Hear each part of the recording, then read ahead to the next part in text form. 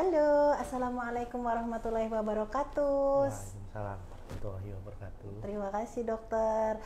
Selamat datang kembali teman-teman IG Live Rumah Sakit Ananda Purwokerto. Kembali lagi bersama saya dengan Dokter Citra. Saya adalah dokter umum di Rumah Sakit Umum Ananda Purwokerto. Kali ini saya bersama dengan Dokter Teguh Iman Prakoso, spesialis bedah. Selamat siang dokter. Selamat siang. Hari ini sehat dok? Alhamdulillah. Alhamdulillah. Sehat. Lancar kan dok hari ini? Lancar. Lancar, alhamdulillah. Semoga teman-teman juga lancar ya buat kegiatannya hari ini. Gimana nih teman-teman? Pasti udah nggak sabar kan dengan IG Live hari ini. Dan hari ini kita akan membahas tentang benjolan. Nah, benjolan ini sebenarnya berbahaya nggak sih? Karena pasti ada teman-teman yang memiliki benjolan di sekitar tubuh teman-teman. Nah, mending kita dengerin dulu yuk dari dokter Teguh, apakah benjolan itu sebenarnya berbahaya atau tidak ya. Monggo dokter bisa di overview sedikit dokter. Ya, terima kasih dokter Citra. Assalamualaikum warahmatullahi wabarakatuh. Waalaikumsalam Ya. warahmatullahi wabarakatuh. Ya, kita di sini akan membahas sedikit ya teman-teman tentang benjolan ya. Iya. Benjolan kita kan tahu ini bahaya nggak ya? Ini ganas nggak ya, mengancam nyawa nggak ya? Pasti kita berpikir ke arah sana, apalagi untuk wanita ya. Benjolan itu sebenarnya secara definisi, secara bahasa awam ya, itu tumbuhnya jaringan baru yang tidak normal. Itu prinsipnya dulu. Yang harusnya memang itu tidak ada pada orang normal ya, tapi ada individu tertentu yang di situ ada ya. Nah, di sini benjolan bisa mengenai siapapun itu ya, entah itu laki-laki, wanita, dan berbagai umur. Itu secara demografinya ya. Tapi untuk tempatnya, untuk lokasinya itu juga dari ujung rambut sampai ujung kaki itu bisa terkena. Benjolan itu tadi saya kembalikan lagi, apakah ini bahaya apa enggak? Ya bisa jadi bahaya, bisa jadi tidak. Sebenarnya prinsipnya yang namanya benjolan itu kan pertumbuhan yang tidak normal. Kita menyebutnya ya, kita ada dua kemungkinan. Itu memang sifatnya jinak, benign bahasa medisnya, atau ganas, malignansi, atau orang awam itu bisa disebut dengan kanker ganas lah bahasa awamnya. Padahal yang namanya kanker pasti ganas ya. Kalau bahasa medisnya ya tumor itu benjolan, bisa benign, bisa malignansi itu disebut orang awam itu ganas. Oke. Kita sering sekali kan pada wanita, dok benjolan di payudara, itu sering sekali. Dari umur yang pubertas remaja sampai umur yang lansia. Oke. Itu sering sekali, dan memang itu harus diwaspadai kalau terdapat benjolan di area-area payudara pada wanita. Oke, ya. Sekarang saya jelaskan yang mana itu ke arah jinak atau tidak berbahaya, yang ganas. Ganas berbahaya di sini, malignansi di sini. Kalau jinak itu biasanya pada umumnya, tapi tidak semuanya. Ingat ya, pada umumnya itu tumbuh secara perlahan dan lama waktunya. Bisa setahun, 2 tahun, bahkan lama sekali, dan itu sering tidak disadari biasanya. Kemudian pada usia muda, pubertas, itu kemungkinan ke arah situ. Dan sifat benjolannya itu sendiri, kita raba misalnya, itu cenderung lunak. Oke. Kemudian bisa digerakkan, mobile misalnya, itu pada bahasa medisnya, dan berbatas tegas, itu kemungkinan jinak. Kadang-kadang kalau pada wanita di payudara itu sering sekali dipengaruhi oleh hormonal, menstruasi, kemudian pasca menstruasi, ya, pasca menyusui atau saat menyusui itu sangat dipengaruhi itu yang jinak, ya. Jadi ada beberapa tadi umurnya, kemudian sifat benjolannya itu ke arah jinak seperti itu. Cuman itu pada umumnya. Oke. Kemudian yang ganas. Yang ganas, ya. Ganas itu sifat pertumbuhannya itu cepat sekali. Namanya aja di mana medis itu doubling time. Jadi dia misalnya ini benjolan 3 bulan lalu sebesar telur puyuh, kecil sekali, tapi 3 bulan kemudian membesar 2 kali lipatnya. Nah itu jangan-jangan ini ganas ini. Oke. Yang kedua, seringkali pada wanita atau umur-umur atau pada laki-laki umur di usia tua itu resiko keganasan ada, tapi tidak semua, ya. Secara fisikal benjolannya itu kalau kita raba itu keras biasanya, keras, kemudian batasnya juga tidak jelas, kemudian kita pegang, kita gerakkan itu terfiksir, kadang-kadang tidak bisa digerakkan, itu ke arah ganas. Tapi gini prinsipnya, kita punya guideline, kita punya pedoman ke arah situ. Cuman yang bisa menentukan ini ganas sama jinak, ya itu benjolan harus diambil, dikirim ke laboratorium patologi anatomi, baru ketahuan ini jinak, ini ganas. Kalau jinak sudah cukup tindakannya, kalau ganas ada step selanjutnya, next step bahwa ini harus begini, ini harus begini. Jadi begitu. Jadi saran saya bagi teman-teman, ya teman-teman, deteksi sedini mungkin, karena apapun benjolan kita nggak tahu itu jinak atau ganas.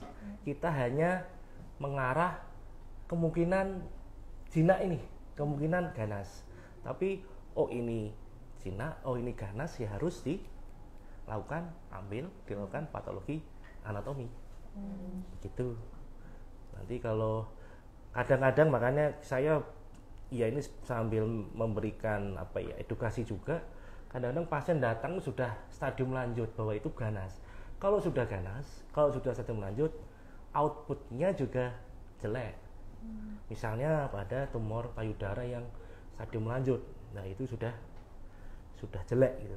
Kalau sudah stadium lanjut berarti sudah menyebar kemana-mana lah, itu tanda ciri khas tumor itu ganas. Tapi kalau masih awal-awal, tanda-tanda menyebar kemana-mana itu belum ada. Jadi memang agak sulit kalau memang harusnya memang itu harus diambil di laboratorium patologi anatomi. Gitu. Untuk jenis-jenis benjolan misalnya, jenis benjolan itu banyak sekali, tergantung penyebabnya. Nah ya, misalnya gini, ada namanya benjolan untuk jinak misalnya, sehingga ada di benjolan di area di bawah kulit, lemak, dinamakan lipoma. Itu sih jinak, nggak masalah. Tidak dioperasi pun misalnya ini tidak masalah. Cuman kan kita resikonya hanya tidak nyaman aja, nggak nyaman gitu. Mungkin pegel, kalau benjolan itu menempel ke otot ya akan mengganggu gerak biasanya, pegal. Terus ada benjolan yang jenis distal atherom, itu juga jinak, nggak masalah. Dan itu kalau seperti itu jelas itu. Tapi yang ada yang namanya yang tidak jelas, misalnya pada kasus-kasus benjolan di payudara, itu yang sering sekali saya wanti-wanti bahwa untuk wanita-wanita yang memang apalagi ada keturunan yang bapak ibunya, mbahnya, kakak neneknya itu ada pernah mengalami kanker, entah itu kanker rahim, payudara, otak, itu saya sarankan udahlah screening saja, karena dia memberikan gen seperti itu, karena faktor membuat dia menjadi benjolan itu juga banyak faktor resikonya itu tadi ya. Faktor resikonya dia menjadi benjolan karena kan tidak semua orang pasti mengalami penyakit seperti ini ya. Salah satunya genetik juga. Genetik itu kan kita tidak bisa mengubah. Yang namanya genetik itu sudah tidak bisa mengubah. Tapi untuk saat ini ya, ilmu saat ini belum bisa diubah. Makanya saya bilang kalau orang tuanya ada cancer, kemudian saya sarankan ya screening aja bawahnya. Kita yang memang ada benjolan udah periksa saja. Karena ditakutkan ada sesuatu yang memang kita tidak inginkan. Oke. Kemudian penyebab-penyebab yang lain saya rasa tidak spesifik gitu ya. Oke. Terima kasih banyak dokter untuk overview tentang benjolannya. Cukup lengkap sekali nih dokter. Saya yakin teman-teman teman-teman sobat Ananda Rumah Sakit Ananda di yang Live IG ini pasti banyak pertanyaan banget nih buat dokter Teguh ya dok. Iya. Bisa saya rangkum sedikit ya dok, berarti memang untuk benjolan itu sendiri memang baiknya kita harus screening secepat mungkin ya dok ya. Oke, kalau boleh tahu dok, kalau misalnya untuk benjolan sendiri berapa lama sih waktu yang cepatnya itu berapa lama dok gitu? Apakah kita pas udah ada benjolan 2 hari itu harus langsung periksa atau bagaimana dok? Oke, gini, benjolan itu tadi sudah saya jelaskan bahwa bisa jinak, bisa ganas ya. Kalau saran saya, kalau itu tumbuh benjolan, segera periksa saja. Gitu ya. Bisa, walaupun kita juga memeriksa gini, pasien datang dengan benjolan, kita kan anamnesis, kita cek periksa benjolannya, kita suatu ambil kesimpulan, ini kemungkinan jinak. Tapi saya tidak bisa menyimpulkan bahwa ini pasti jinak, pasti ganas. Saya hanya bisa mengeluarkan statement ini kemungkinan jinak, ini kemungkinan ganas. Tapi kalau bilang dok ini berbahaya apa enggak, ya saya bilang belum tahu karena apa? Belum saya laborat patologi anatomi. Tapi mudah-mudahan kalau yang jinak ya tidak berbahaya. Tapi kan kita juga belajar mengenai morfologi bentuknya ya, morfologi atau bentuk benjolan itu. Kalau jinak ya saya bilang ini kemungkinan jinak, mudah-mudahan tidak berbahaya. Tapi ingat harus ada evaluasi follow up-nya ke depan. Itu untuk benjolan di luar payudara khususnya. Tapi kalau payudara ini bagi wanita-wanita itu saya sarankan lebih care lagi. Makanya ada pemeriksaan mamari misalnya, diperiksa sendiri, dipegang sendiri. Kalau ada benjolan segera saja.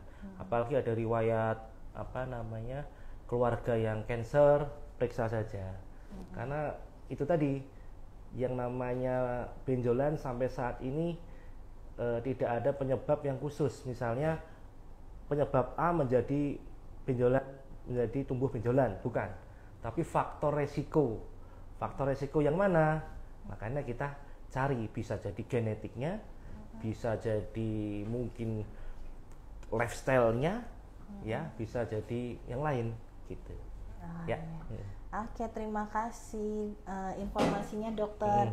Sebelum kita lanjut, mungkin dari teman-teman Rumah Sakit Ananda yang sedang nonton live IG di sini bisa memberikan pertanyaan di kolom komentarnya ya teman-teman. Nanti kita akan tampung dan akan kita pertanyakan ke dokter Teguh ya dok ya. Nanti mohon dibantu dok teman-teman Rumah Sakit Ananda yang memberikan pertanyaan di live IG Rumah Sakit Ananda.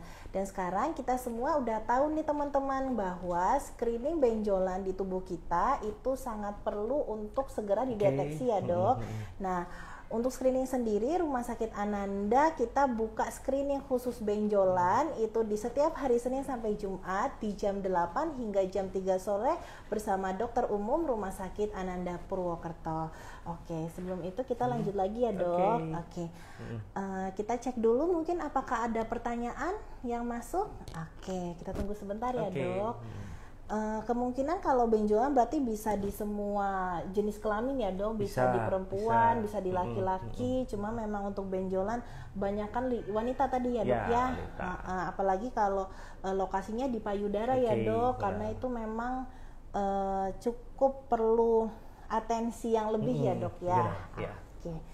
Oke, gitu mungkin dari teman-teman bisa mengirimkan lagi pertanyaannya di kolom komentar di IG Live hari ini di Rumah Sakit Ananda Purwokerto. Dan jangan lupa ya teman-teman untuk follow IG Ananda di RSU Ananda Purwokerto.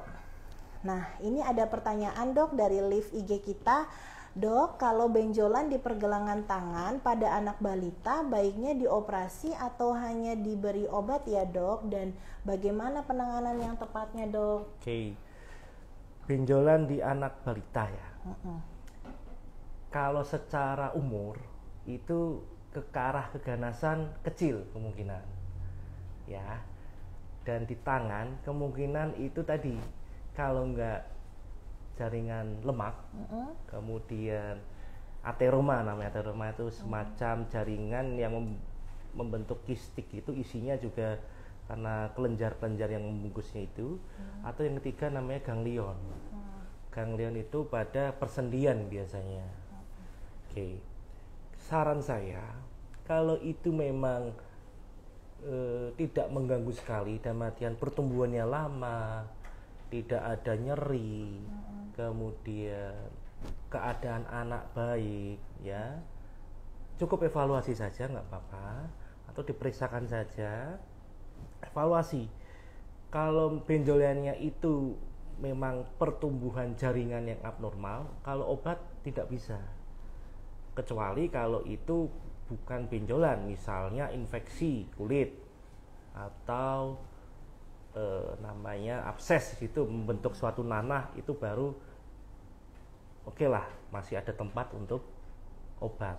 Tapi kalau sudah membentuk abses pun nanah ya harus dioperasi juga gitu. Jadi intinya kalau masih bayi balita kemungkinan besar jinak, tapi tetap screening, evaluasi. Kalau itu mengganggu sekali, udah periksa saja, nanti kita assessment, kita nilai bahwa ini benar apa harus dilakukan tindakan atau cukup evaluasi. Karena tidak semua ke dokter bedah itu tindakan, ya itu prinsip dulu.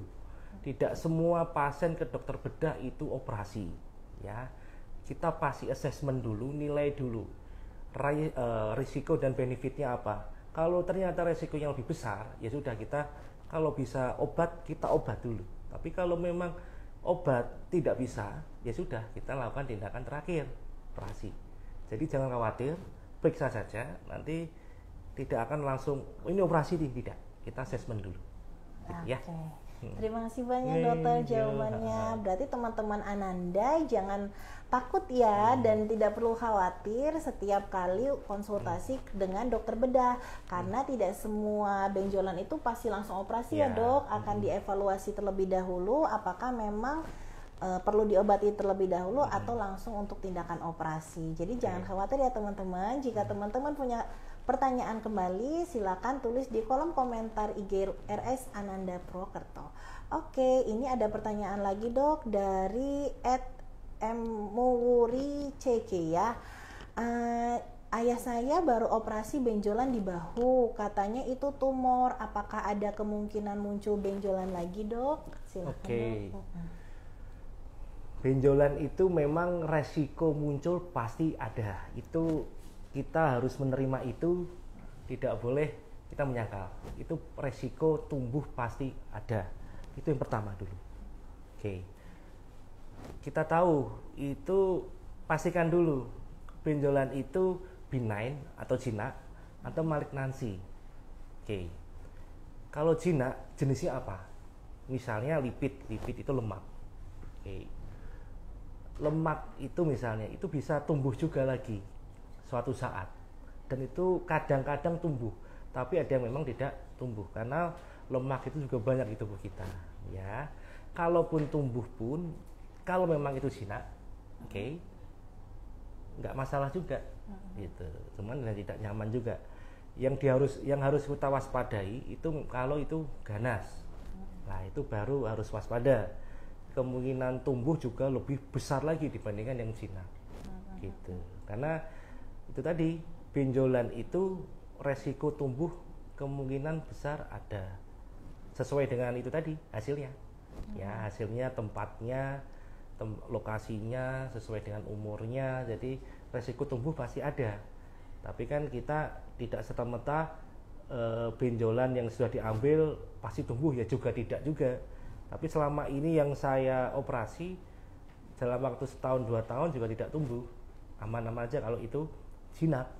Tapi kalau yang ganas ya kadang-kadang tumbuh di tempat yang sama atau di tempat yang lain. Jadi prinsipnya itu Anda sudah benar dilakukan operasi ayah Anda, tinggal sekarang evaluasi dulu. Mudah-mudahan tidak tumbuh. Kalaupun tumbuh itu jinak juga tidak masalah. Tapi sebagian besar yang jinak hampir selalu tidak muncul lagi. Begitu. Ya. Oke. Terima kasih banyak Ya. Dokter Teguh atas informasinya. Oke Sobat Ananda, jangan lupa di Rumah Sakit Ananda kita akan membuka screening bedah khusus benjolan di setiap hari Senin sampai hari Jumat di jam 8 sampai jam 15.00 bersama dokter umum. Dan teman-teman harus tahu bahwa screening ini gratis ya teman-teman. Jadi teman-teman bisa langsung datang ke Rumah Sakit Umum Ananda Purwokerto. Dan jangan lupa untuk follow rs.ananda yaitu IG Rumah Sakit Ananda dan juga sosial media kami di YouTube. Di searching ya teman-teman, RSU Ananda Purwokerto. Nah, kalau teman-teman masih ada pertanyaan lagi, jangan lupa untuk tulis di kolom komentar di IG Live hari ini ya teman-teman. Akan kita tampung semua pertanyaan teman-teman hari ini. Oke, kita ke pertanyaan selanjutnya ya. Oke. Pertanyaan selanjutnya dari Agus Supriyadi. Dan sebelum pertanyaan ini, saya izin informasi dulu ya dok. Oke. Jadi untuk yang bertanya pada hari ini akan mendapatkan door prize nih teman-teman. Jadi seru banget ya dok ya. Jadi nanti akun teman-teman jangan di private ya, dan kumpulkan pertanyaan yang banyak di IG Live pada hari ini. Oke, kita kembali lagi ke pertanyaannya ya teman-teman ya dok ya. Jadi ada pertanyaan dok dari Agus Supriyadi. Dok mau tanya untuk perbedaan benjolan karena TB kelenjar dan STT itu seperti apa dok? Gitu. Silahkan dok. TBC kelenjar ya.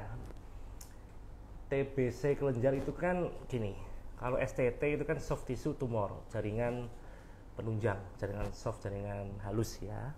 Kalau TB kelenjar, kalau benjolan di kelenjar itu namanya kan getah bening yang memang membesar. Penyebabnya TBC itu. Jadi kalau secara morfologi, kalau secara tadi pemeriksaan klinis itu hampir sama, hampir sama. Cuman begini, yang namanya kelenjar itu kan di area-area yang memang kita ada lokasi yang memang banyak kelenjar getah bening di situ. Misalnya di sini leher, kemudian di ketiak kadang-kadang. Ya, kemudian di selangkangan, ya. Jadi kalau ada benjolan di daerah leher sini, kemudian ketiak, kemudian ke mana selangkangan, ya saya akan menganalisis bahwa ini bisa jadi getah bening membesar karena TBC, gitu. Itu kita namanya kita masih bisa mengarah ke sana. Cuman juga belum tentu juga, karena apa? Di dunia kedokteran itu ada namanya diagnosis diferensial. Jadi kita dari pemeriksaan semua kita masih curiga nih. Misalnya ada 3 penyakitnya. Oh ini TB kelenjar kemungkinan. Oh ini hanya semacam STT, ya. Oh ini hanya atau ini semacam keganasan. Kita mesti berpikir ke arah sana. Yang paling mungkin apa? Oh dari riwayatnya semua ternyata yang paling mungkin TB kelenjar nih, ya kita ekspor lagi kemungkinan itu. Nah, saya arahkan pasti. Saya tidak bisa memastikan ini harus pasti TB kelenjar. Saya harus menggunakan pemeriksaan lain. Ambil itu jaringannya, benjolannya, itu tadi langsung kirim ke PA. Itu baru ketahuan semua, gitu. Karena kalau TB kelenjar itu ya harus yang namanya TB, berarti kan kelenjarnya itu membesar karena Mycobacterium TB kan. Nah, harus pengobatan TB dong, nggak bisa yang lain. Nah, taunya itu TBC, TB kelenjar ya harus diambil itu di PA, diambil itu jaringannya. Oh ini ternyata yang menyebabkan benjolan ini TBC ini, berarti ya harus obat TB. Tapi kalau memang ternyata bukan TBC ya sudah, jinak misalnya, tidak hanya benjolan biasa, ya sudah cukup, tidak perlu.